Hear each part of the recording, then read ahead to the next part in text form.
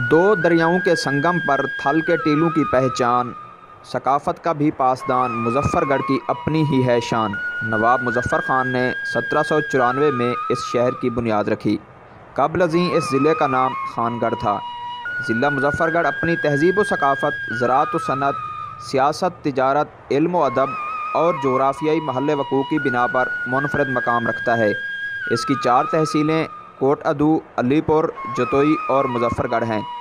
40 लाख से ज़ायद आबादी के इस ज़िला का कुल रकबा 8,250 किलोमीटर पर मुहित है। मुकामी ज़ुबान सराइकी है। 87% लोग देहात और 13% शहरों में रहते हैं। ज़ेर काश्त रकबा 11,20,890 एकड़ है।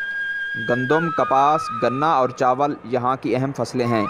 आम के बागात भी इस सरज़मीन के ज़ीनत में इजाफ़ा करते हैं।